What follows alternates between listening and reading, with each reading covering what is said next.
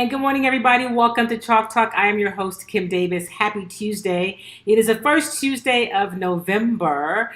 It is also Election Day. So if you did not early vote, wherever you are, make sure that before today ends, before the polls close today, that you get out and vote.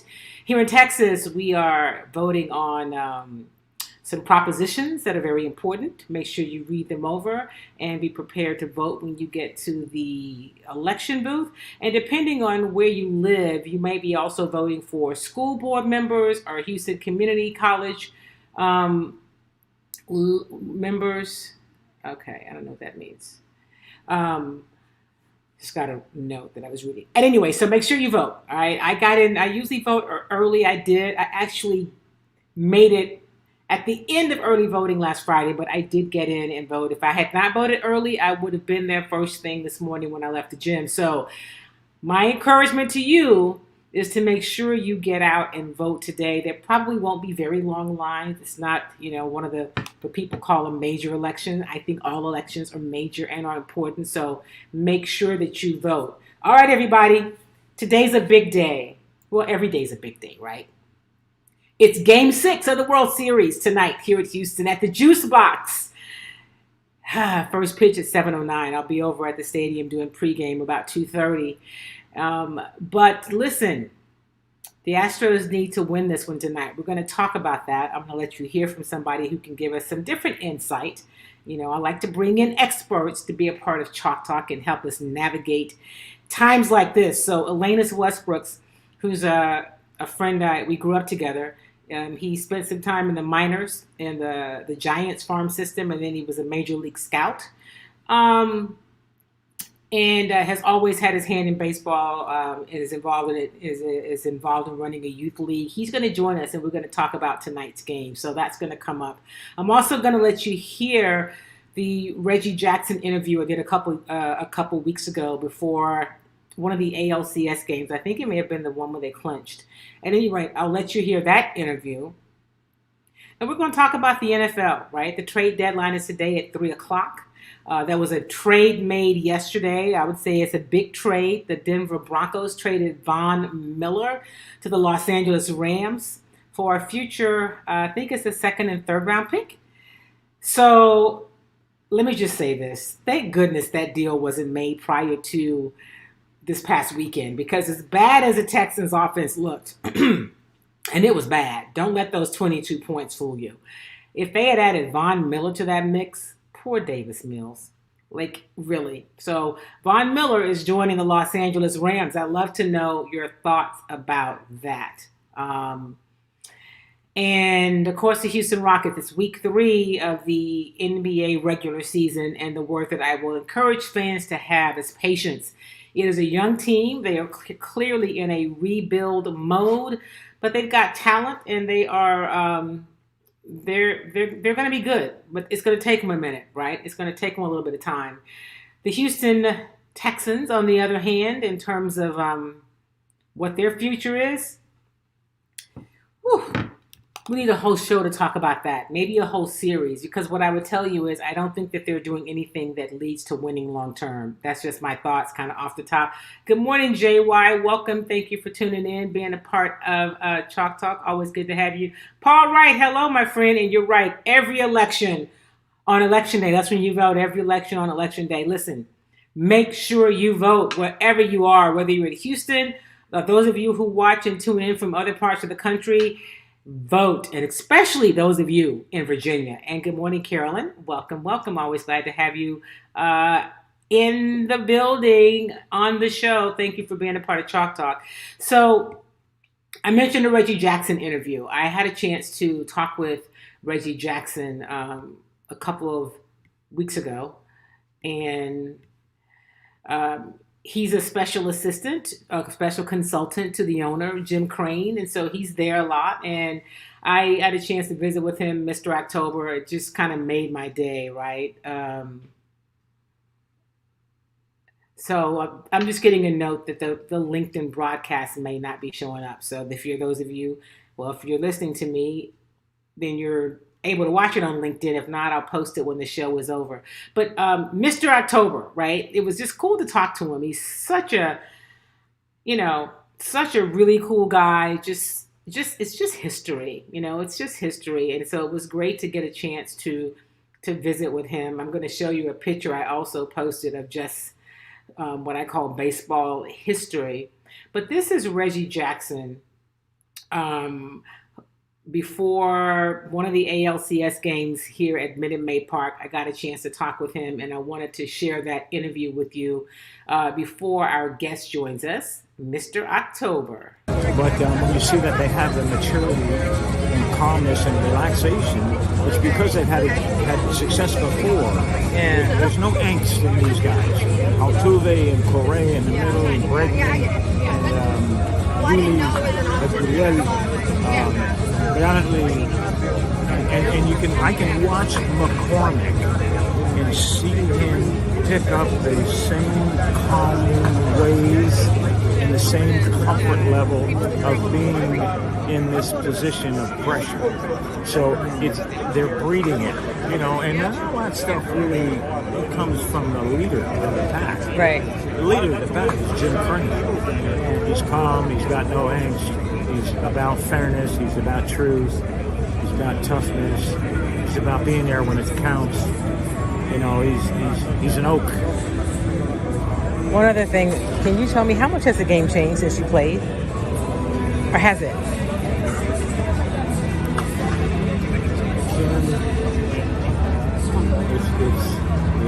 It's so different. And the money has a lot to do with it. The analytics has a lot to do with it. Some of the arts of the game, some of the specialties in the game. I don't see pitching. That's different. The guys now not being able to go 7-8 innings, don't turn the lineup over 2-3 times. The greatness for some of the players is going to go away because they're not asked. The demand on music is great. To be great, you need a demand of having to be successful. So the fact that Correa and Altuve and Bregman and Yuli are McCormick are able to get into the game and have the same grind of trying to be successful, rather than on the mound, just a max effort. You lose the art of pitching. The art of being a great player is. So that was Reggie Jackson. It seemed to cut off at the end, but Reggie Jackson, I thought it was really interesting when he talked about what's different, and he talked about pitching, and he talked about he didn't see some of the greatness in pitching that from when he played. Right, that pitchers are not being asked to go, 7 or 8 innings. The thought of a complete game. I was talking to someone last week, and we're trying to remember the last time that I attended or covered or even watched a complete game. Somebody going 9 innings. That's why what Valdez did in the ALCS when he went 8 innings against Boston was so huge, because you just don't see it anymore. It used to be, if your starter couldn't get you 7, your starter might not be a starter. Maybe he was a reliever. Maybe he's, a middle guy, a setup guy or something. Now, if you can get somebody to get you to 5, right? So just give us 5 innings. You feel like you've accomplished something. So I want to talk about that with Elanis. I've been asked that a lot recently. Zena and I were talking about it. What is it about? Why now? Why is it that now pitchers aren't going longer? And I don't know if you heard Reggie Jackson talk about it a little bit. Is it the analytics? You're not asking, players are not being asked to go through a lineup to turn the lineup over 2 or 3 times.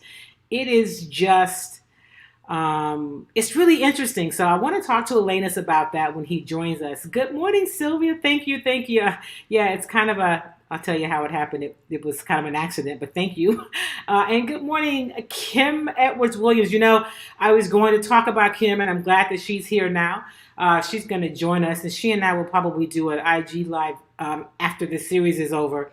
But she has just launched a new product It's an eyebrow growth serum, and I'm super excited about it.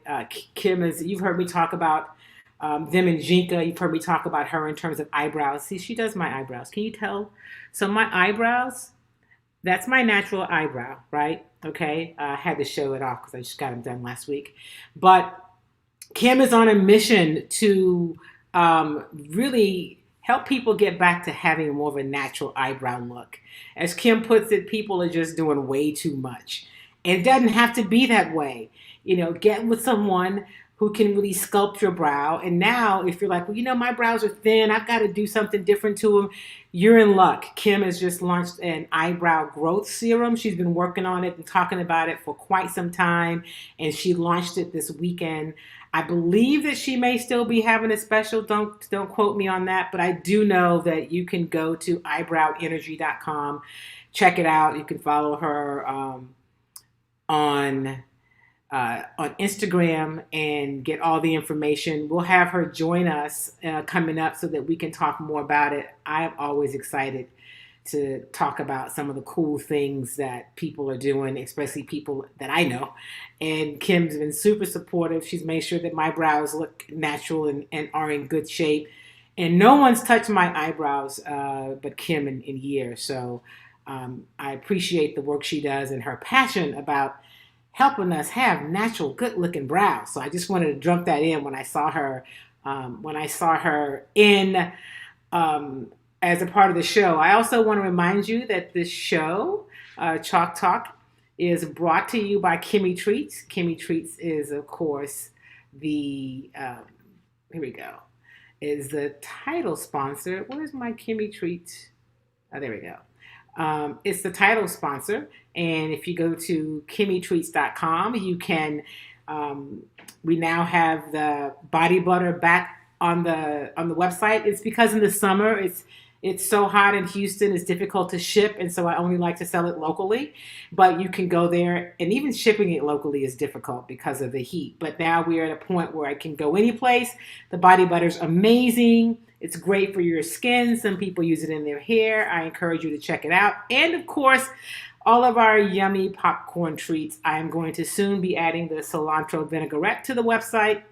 And just got to figure the shipping out for that. But listen, KimmyTreats.com is the title sponsor of Chalk Talk. So check out Kimmy Treats so that we can keep this thing rolling. And also make sure you check out Eyebrow Energy and get your growth serum, okay? So when Elanis joins us shortly, he's going to join us at about another 7 or 8 minutes.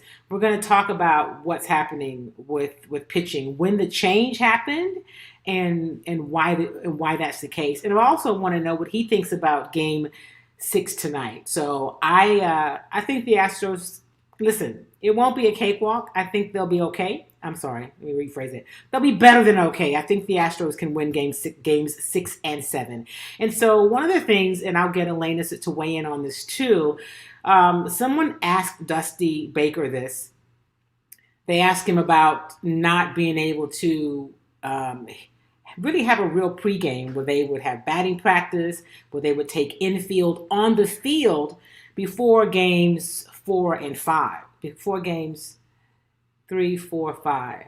So before games 3 and 4, because the weather in Atlanta, they had to keep the tarp on the field. There was a lot of rain before game 3, and so they were not able to.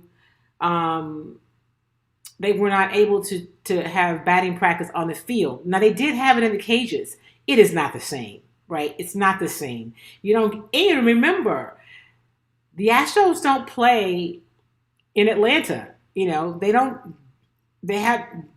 not like they were playing against the Angels or a team where they go to the ballpark a few times a year.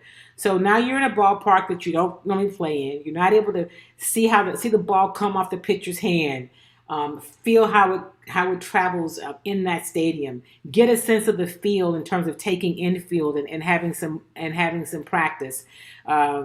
Grounding infield balls, running in the outfield, all of those things make a difference. And so while Dusty Baker clearly was not making an excuse for the Astros losing in Atlanta, He did say it was good to be able to have their routine before Game 5. And it'll be obviously great for them to be able to do it back at Minute Maid Park.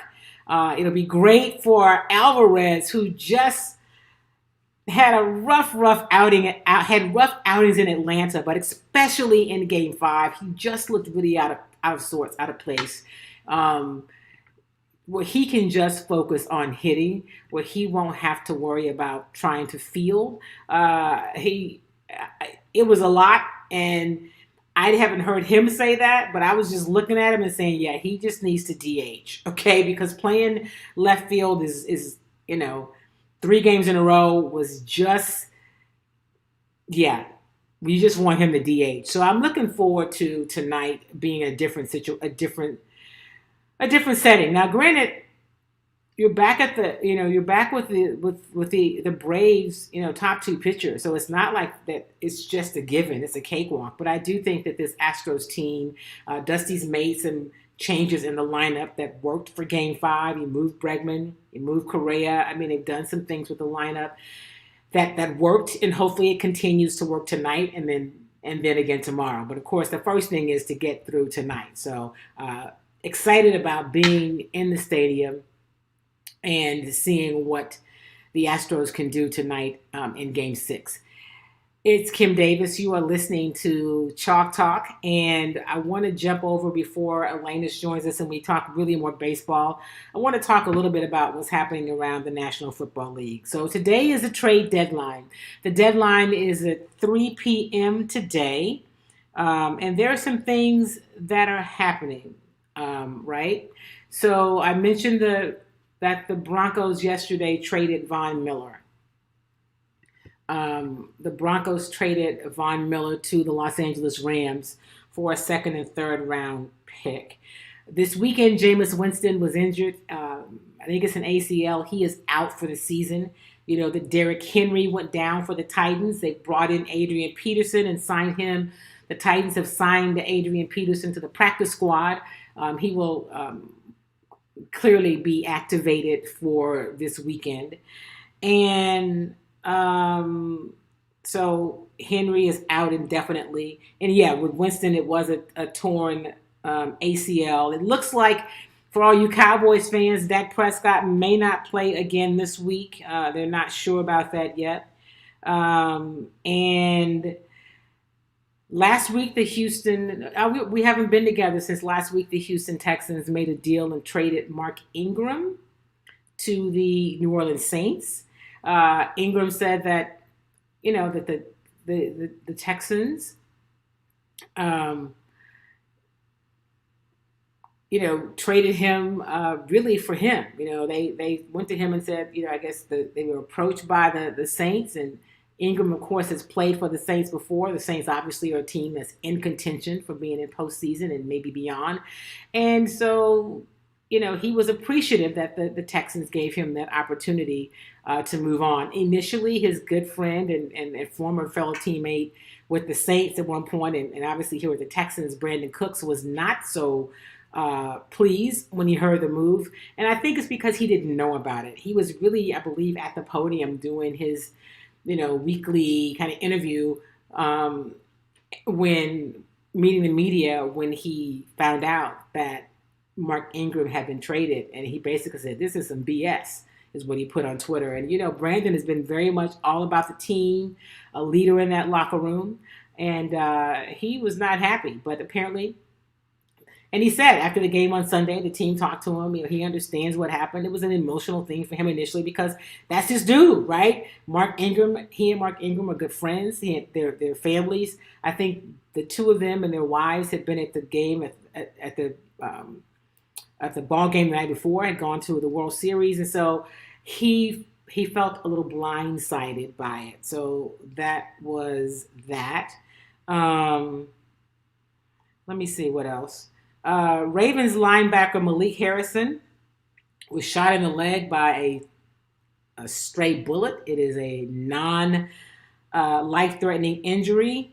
He was injured outside a Cleveland nightclub on Sunday night while the Ravens were on their bye week, according to police. So They don't think it's severe, but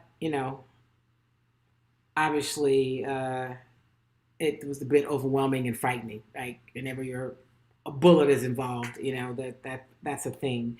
The Steelers have traded Melvin Ingram to Kansas City. He's a linebacker for a 6th-round pick.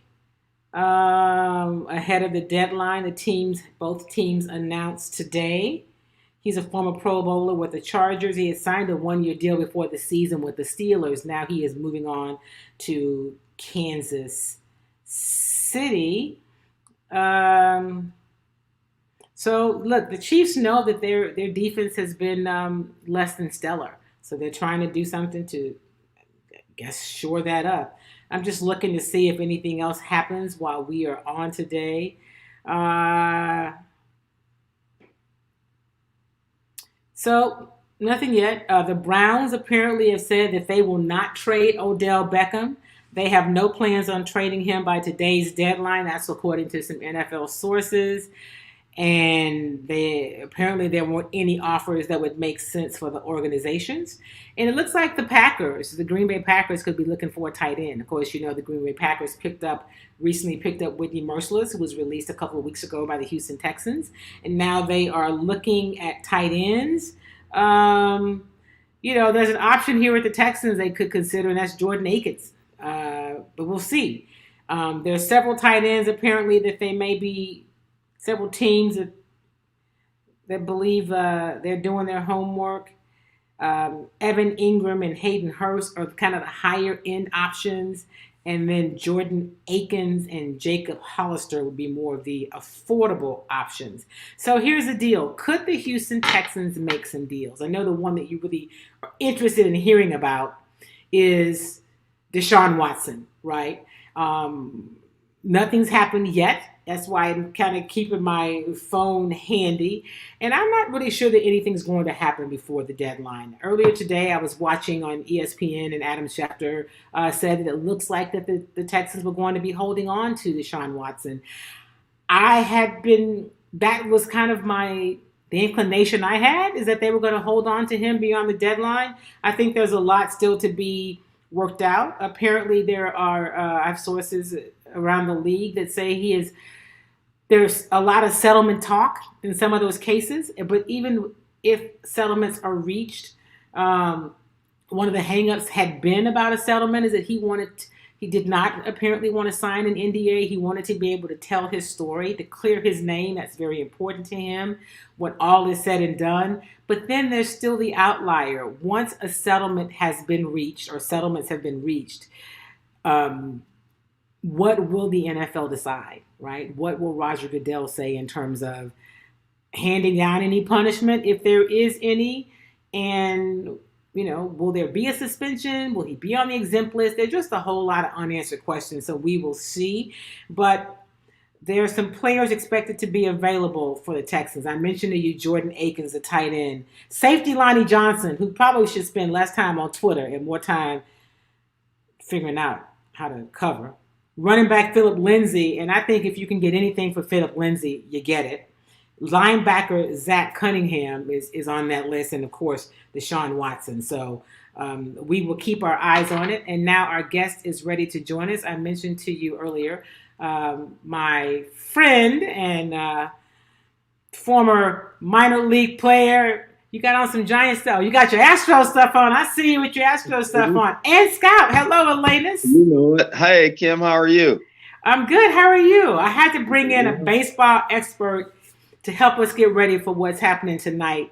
Before we get started, tell us what's going on with you. I know that you have a league that you're working with. Tell us about the Wood. Well, it's a select organization.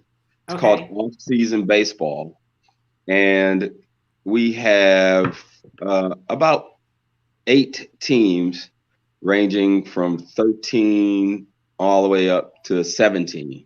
Mm-hmm. So we have a couple of 15 teams, a couple of 16 teams, a 17 team, a couple 13 teams. And we're just trying to teach players how to become better baseball players and working on development and making sure that they're learning baseball the right way. And what is the right way? Well, you have to be fundamentally sound, really. I mean, you need to know footwork is essential in baseball. Good hand-eye coordination. I preach. I come from an old school, so I preach catching the ball with two hands. You see a lot of youngsters want to catch the baseball with one hand. They see the big leaguers doing it, and they feel like they can do it. Well, I always ask them, I said, do you catch a football with one hand? No. If somebody throws you a pass, you catch it with two hands. I said, do you catch a basketball with two hands? Somebody throws you a pass, you catch it with two hands. Why would you try to catch a baseball with one hand just because you have a glove on? Right. So, with two hands, it does a couple of things. You secure the catch, most importantly, but secondly, you are able to transition the ball from the glove to the throwing hand a lot quicker. And so that's why you catch the ball with two hands.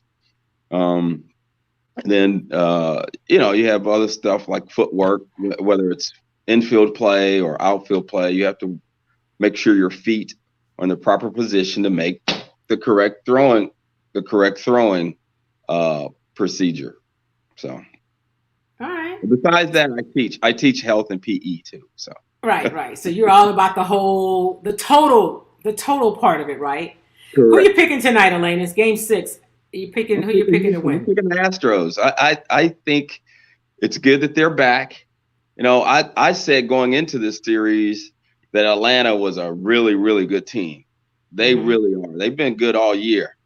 They can hit. They're extremely well at hitting the fastball. They don't really miss fastballs. If you've noticed, when there's a fastball thrown and it's over the plate, they're going to hit it. But not only that, they have really good pitching. And so when you have that combination, it's not a fluke that they beat the Dodgers and the way they beat the Dodgers. And it's not a fluke that they were undefeated at home throughout the playoffs until the other night. They're a good team. They have good team speed. They can steal bases. They can go from first to third on a base hit. So they're young like the Astros, but they're good. I just think the Astros we have some momentum. They have some momentum going into tonight's game. And I think that hopefully Garcia will have his stuff. He'll be on point with all of his pitches and pitch like he did his last outing. Let me ask you a question, Elanis. Talking with Elanis Westbrooks, we're talking about previewing really tonight's Game 6. I've heard people criticize Dusty, and I say people, I'm talking media, which really Dusty could put his shoes on, they're gonna criticize him. But about him picking Garcia to start tonight, is it because he's got a wider array of pitchers and because Atlanta hits fastball so well? Why do you think he went with Garcia tonight? I mean, who else would he? Who else would he go with? Urquidy pitched the other night. Urquidy came in relief. So, I guess you could go to Greinke, but Greinke pitched. He pitched 2 days ago. Was that Sunday night or Saturday or something? Saturday. He pitched Saturday. Yeah, and he went 4 innings and threw a lot of pitches. So who else are you going to go with? You have to go. Odorizzi. That's what people are saying. Tony says Odorizzi. Well, I'm not. I've seen Odorizzi pitch. I watched him live. I've been at their stadium, and I just think Garcia's stuff is better than Odorizzi's stuff. Yeah.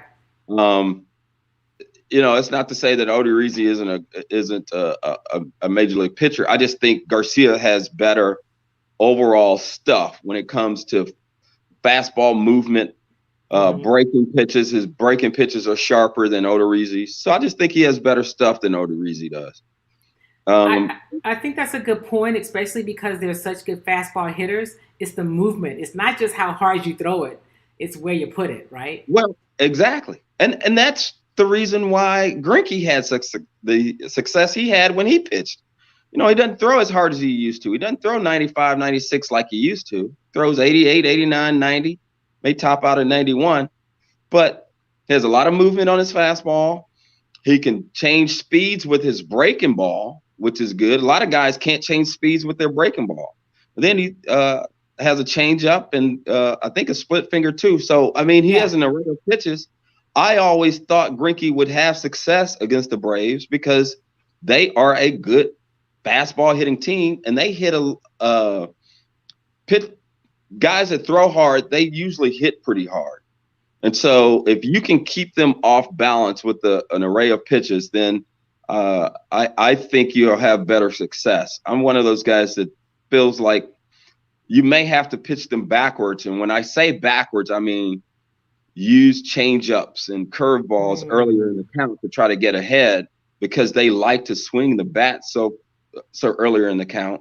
If you could use a change-up to get ahead with your change-up, sink it, let it sink, and let them drive the ball into the ground, or use curveballs to get over to get ahead with curveballs, then you could maybe fool them late in the count when you're ahead and maybe throw a fastball by them. So we'll see what happens tonight. I think, it's all hands on deck. There's no tomorrow. You got to win tonight. There is no tomorrow. So it's all hands on deck. A couple of things I want to ask you about. So Tony is saying that he says that Solar scares him. Everything pops off his bat so well. So what you're talking about is how you navigate a hitter like him, or even Riley, right? Is by pitching him backwards. Correct. I mean, Solar, the left fielder. Yeah. But his name eludes me right now. But anyway, all those guys, even Albies, he's a good fastball hitter. Right. Freeman's a good fastball hitter. Freeman's just a good hitter. He's kind of up and down, but he's a good fastball hitter. Riley's a good fastball hitter. These guys can hit the fastball, and they know that. And so that's why a lot of times they will swing their first pitch fastball and they'll put them in play.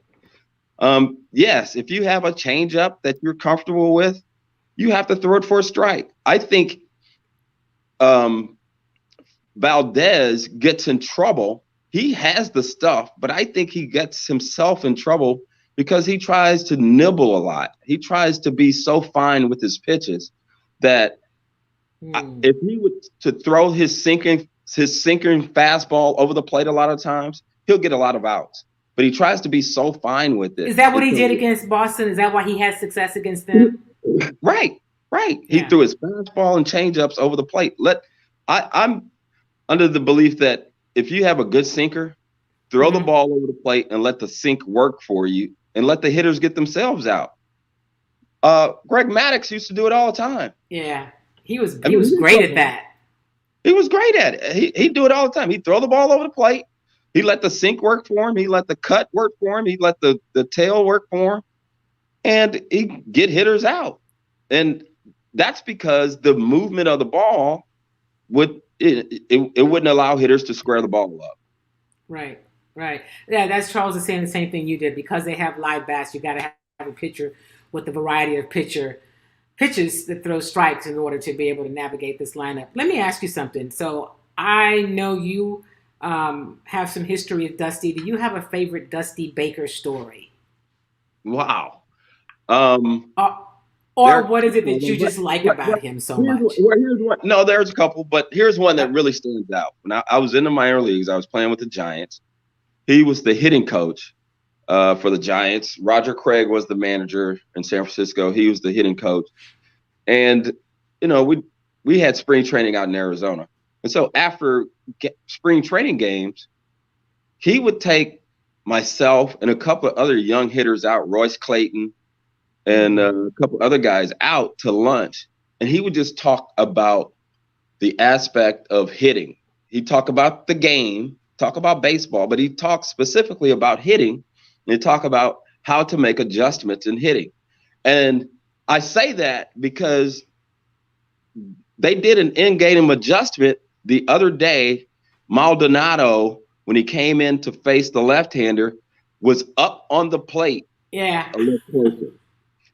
And I immediately thought of that story. I immediately thought of Dusty and talking to us about, hey, sometimes you got to get a little closer to the plate. Sometimes you got to move off the plate. Sometimes you got to move up in the box a little bit, back in the box. And I said to myself, I guarantee you, Dusty may have said to him, hey, look, get on the plate. This guy doesn't really throw a whole lot of strikes. So get on the plate to see if he can throw strikes. And it worked out to his advantage. And then the next at bat, Maldonado goes back to his normal position and he gets a breaking ball in the middle of the plate and hits it for a base hit. So that's my Dusty story. I mean, it was in game, and I'm looking here and I'm looking at it. And I'm going, I guarantee you, Dusty probably said something to him about, hey, maybe get on the plate a little bit. Let's see if he can throw strikes. Now, you mentioned Maldonado, and I'm glad you did because there's been a lot of talk about Maldonado. And so I'm at the stadium, and I talk to the players a lot. And to a man, they're like, he's like the MVP. I mean, they love what Maldi brings. And so for all the people who watch and think, just look at numbers and say, well, why don't you play Castro because he's a better hitter? But what Maldi does is so huge, especially with a young pitching staff. Right. I mean, you can't really overstate the importance of what he does behind the plate. And no, he can't do it from the dugout. That's right. That's right. And that's the value. That's how much value he has when on the team. The role of the catcher is to handle the pitching staff. That's the role of the catcher. Right. I mean, that's his role, is to go out and call games and to adjust the pitcher toward the hit against the hitters. That is. Mm-hmm. So if he notices a hitter that's in the box and that hitter may have made an adjustment, like I just talked about, he may have gotten on the plate a little harder to take away the breaking ball. Hey, he might say, listen, let's run this fastball in on him to see if he can get to it, because he's obviously looking for something out over the plate, or, making some other in-game adjustment and just setting up hitters. He's great at setting up hitters and getting them to swing at certain pitches and getting themselves out. Not only that, he controls the running game. That's obvious. He was able to throw out a base stealer early in the game. Right. So he controls the running game.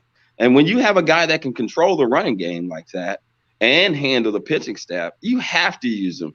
Yeah, you'd like for him to hit a little bit more, but the catching position is about the only position on the field where you really don't mind a little lack in offense, because you want them to be able to handle the staff and to say, hey, let's do this in this situation. Talking to Elanis Westbrooks, we are has a lot of history about the game of baseball. You played outfield, right? You played? I played outfield. Did you play short? I played infield. Yeah, I played short, second, center field, left, right. I was a utility guy. Okay. All right. So you just played wherever they needed you, right? Yeah. Even though you went to the University of Texas, we'll just move on past that. Hey, Charles says the catcher is really the quarterback. That's a great way to put it, Charles, of what you see on the baseball field. The catcher is the quarterback. Yeah. And he also says Dusty's one of the major reasons the Astros are in the World Series and are still there. I agree. I think that what Dusty has done in terms of how, especially when the pitching went awry so early, everybody keeps talking about how the Braves lost Charlie Morton. Well, the Astros lost Lance McCullers, like before the ALCS, right. So, right. And that's a huge loss. That's a huge loss. And so that's a big deal. Greinke, of course, has not been a starter since he, earlier in the season got sick. And of course, Verlander, that's a whole nother show. But I think Dusty's been amazing. But I agree, totally agree. But Greinke's experience goes a long way. It really does. A lot of people don't give him credit for that. And I know he's a little awkward. Different. He's a little different guy. But his experience goes a long way. And the fact that he's not afraid, the moment of being caught up in the moment and being kind of out of wits, if you will, that goes a long way. But the other thing is, Dusty has done a phenomenal job in managing the entire team. Yeah. Not only with the pitching staff, but he started Siri a couple of games ago, and gave them a little boost. That little move. A lot of people don't talk about that. That little move gave the Astros some energy, gave them a little boost. It added some speed. I wouldn't be surprised if he did it tonight, just to give them a little extra and let Alvarez DH and put Siri out in the outfield and give him a little extra speed somewhere. I wouldn't be surprised if he did that. Yeah, Siri's got some giddy up. I mean, when he made that turn, he stumbled at third and got up and still made it home. I mean, that's extraordinary speed, you know? Right, exactly. And I mean, and it's tough on a defense to have to defend a guy with that type of speed. When you can hit a 3 or 4 chopper to shortstop and you know there's an opportunity that guy may be safe at first, the defender has a tendency to kind of speed things up, and you may have an errant throw, or he may not feel the ball cleanly, and that's all because of speed. And I think that if I wouldn't be surprised if Siri would be in there tonight just because of that speed factor, and he's a pretty good defender. Pretty good defender. I mean, and Dusty talked about it last week. Once they can get him to put the bat on the ball a little bit better, I mean, he can hit, but you know that's the area that he has to grow. Tony mentioned Alvarez, and he said he needs Alvarez to stop looking lost. I'm gonna say this first of all. Can you, before we talk about Alvarez, can you just speak to the difference it makes when a team doesn't get a chance to have like live batting practice on a field balls in a field that they don't play? How that makes a difference in terms of disrupting their routine. Does it matter? I've heard that argument. At this stage of the game, you've played 162 regular season games. You've played a ton of playoff games. Yes, you have not played on this particular field, but the things that kind of, I don't really think it matters when you're hitting, because the mound is 60 feet 6 inches no matter where you play. Right. And so it's the same distance no matter where you play.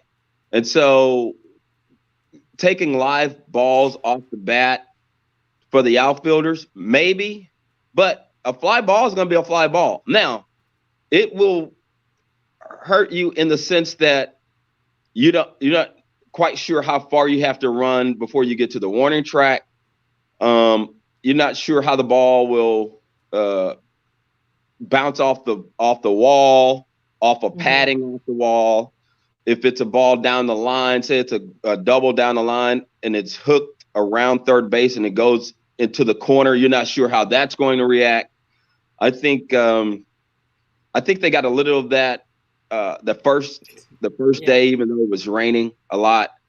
But once you strap it on and you start playing, you got to kind of tune that out and just go out and play. And at 60 feet 6 inches, you have to hit. You have to hit, and then you also have to field. I mean, you may get a weird bounce or something. But fielding ground balls on all the big league fields, for the most part, is fielding it on like any other big league field, because they're cut so tight. The dirt is so even to the grass, then very seldom do you get bad hops. It's almost like playing on turf, even on the natural surfaces, because the ball, they're pretty true. The hops are pretty true. Now, you may have a field where the grounds crew may have allowed the grass to grow a little thicker. Then that may cause a problem. But other than that, I think, you still have to go out and play baseball. And let me say this. I don't think that Dusty was asked the question. Clearly, he wasn't calling it as an excuse. But I think you would attest to this. Baseball players are also creatures of habit. Right. Whenever your routine is thrown off, right? Your routine is thrown off. It can get in your head, So we'll go back to Alvarez. First of all, he gets the DH again, right? Because for him to play in left field for 3 games, right, is a lot. I think that's why he's looked lost, because it was He even threw the ball to the wrong base. It's just not his comfort zone. But you hate to take. He was the MVP of the ALCS. So you're trying to keep his bat in the lineup. I expect him to be better at the plate when they get back to Minute Maid Park this time. Well, when I watched Alvarez hit, specifically hitting, it looked to me like he tried to keep the same approach as he does when he's here. We got the Crawford boxes, and they're pretty short. Crawford boxes are pretty short in left field here. Well, you don't have the boxes there in Atlanta where you could just kind of lift the ball up and allow for the ball to travel into left field. You don't have that. You have a regular size outfield place. So you have to kind of maybe change your approach a little bit. So that was one thing. The defense, I'm gonna have to go here. I'm getting a bang on my door. Okay. The defense is another issue in the sense that he is not familiar. First of all, he doesn't play outfield that much, and then secondly, he's not familiar with the outfield.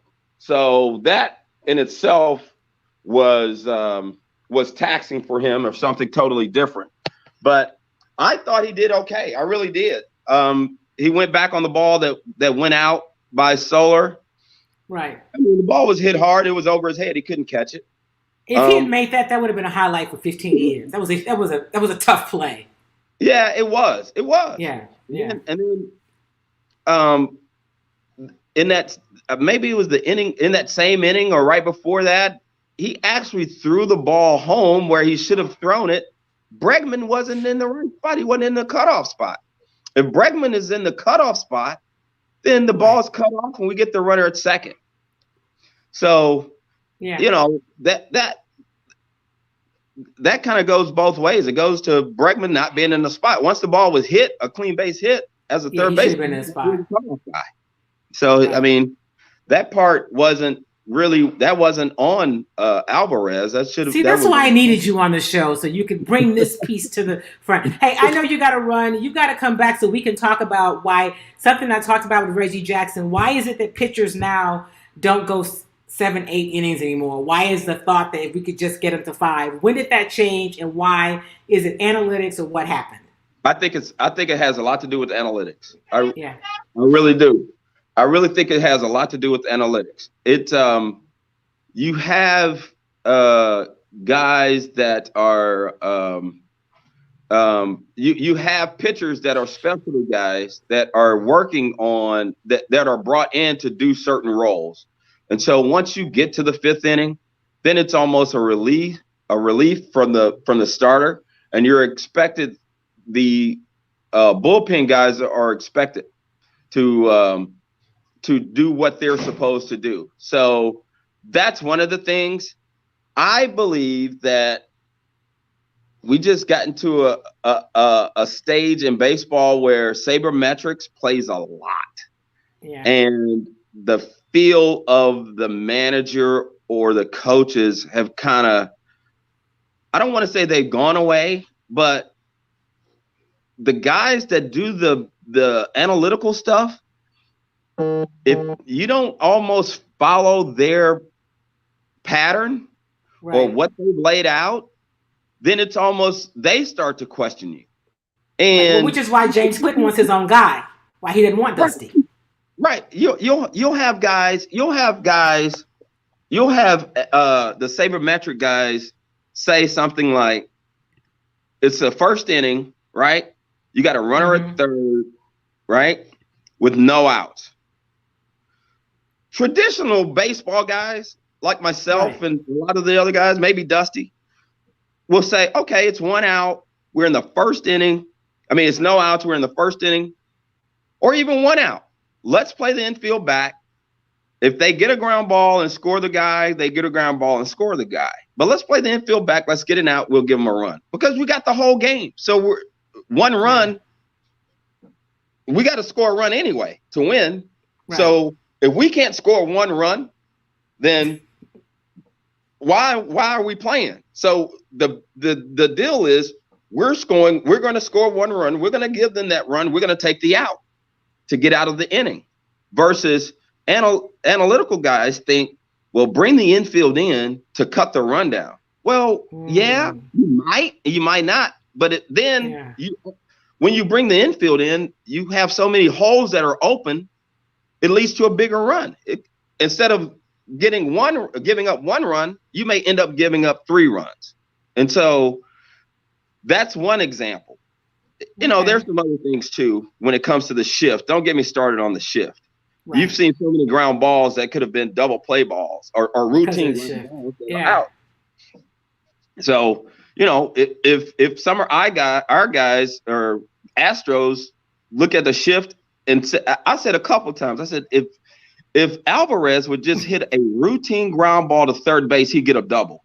Yeah. Because there was nobody there. And the outfielder would have to run all the way over to the left field line to grab the ball off, and throw it in. Same. I think Bregman figured it out the other night. He hit a routine ground ball to second base, and it was a base hit. So why get away from it? Let's see if it works. Try to have the same approach as a hitter if you see the shift and see what you can do. All right, Elanis Westbrooks, I know you got to go. How many innings did we get out of Garcia tonight, do you think? I think he's going to go 6. Okay. I think he's going to go 6. And then get to Rayleigh and all those other guys in the bullpen. All right. Well, we will see. We'll come back because we want to talk more about this whole pitching thing. I appreciate you, my friend. Go Astros, and I'll see you next time. Thanks, Kim. Thanks a lot. Go Astros. All right. Go Astros. All right. That's Elanis Westbrook. Even though he is a UT Longhorn, he is a childhood friend and obviously has a great mind about baseball. Tony and Charles, you guys made some great points. And, yeah, it's a great thing about having a DH that Alvarez can go back to just worrying about hitting tonight, right? Tony says, get to Maton, keep Rayleigh on the pine. I think, listen, here's what I say. And I know they've had these shirts. In Dusty, I trust. Whatever Dusty says, I'm going with that. I am one of the few people in the local media who does not question everything Dusty does. I think he is eminently more qualified to do what he does than most people in the game today. And you're right, Charles. They wouldn't be there without him. And so go Dusty, go Astros. And I think Alvarez will be fine tonight. I thought it was great to hear the explanation that Elanis had about why you go with Garcia because of his variety, really, of pitches that he has to offer and what you need to throw, what you need to offer up in terms of dealing with these Atlanta hitters because they hit the fastball so well. All right, before we get out of here today, if you have not voted, make sure you do that. Let me just check in and make sure that there have not been any trades in the National Football League that you guys need to know about. The trade deadline is at 3 o'clock today, 4 p.m. Eastern. Of course, I told you about Von Miller going to the Rams. All I can say is that Davis Mills should be very happy that didn't happen last week. He was we didn't even really get into that game, right? We're talking baseball today. That 38-22 game was really not that 38-22. The 22 is just, it was an ugly 22 points. And let me just say this before we get out of here today. The Rams pulled their starters after the third quarter. Like, that just doesn't happen. They pulled their starters, and so you got those 22 points once the starters were out of the game. Still wasn't enough. They're just not very good. This offense really is pretty bad. And I'm going to talk about this next week. I may actually do a live before. I may do a live tonight from the field to kind of give you guys a sense of what's happening during pregame. But I'll probably do another live later this week because I also want to talk about something I've heard people say that maybe if they open the offense up more for Davis Mills and that, put a bunch of receivers and let him throw it. I saw somebody somewhere put something about run and shoot, and I was like, well, first of all, Davis Mills is not Warren Moon, nor is he Andre Ware, nor is he David Klinger, right? So I don't know that that's really going to work, and you still got to have some kind of protection up front. Yeah, AD is right. We did mention that about the Steelers sending linebacker Ingram to the Chiefs. Thank you for that, AD. Welcome. Thank you for being a part of Chalk Talk. So we're going to talk some Texans a little bit later in the week, but today is all about the Astros. Didn't even get to talk any Rockets today, but remember, if you haven't voted, go vote. If you're not vaccinated, get vaccinated. Those of you parents that have kids in this younger age group, as they approve this new vaccine, really consider getting your children vaccinated. Remember to practice social distancing. Don't get too comfortable. When you are inside places, wear your masks. All right? We're not through with the pandemic, and I want you guys to be safe and for your families to be safe and for our communities to be safe. So thank you for all of that. Texas worried about Mills making a mistake, hence a conservative script. Yeah, they just not very good, Tony. I don't really know how else to say it. They want to keep the score respectable. I'm not really sure if the respectable is a word that we should be using right now with that organization. I'm just saying. We'll talk about them later in the week. Have a great day, everybody. Thank you to Elanis Westbrooks for joining us today. Go Astros, go Dusty, and you guys have a great, great rest of your day. Remember, do something kind for somebody else and do something kind for yourself. Be safe, everybody. I'll see you next week. Thanks for being a part of Chalk Talk.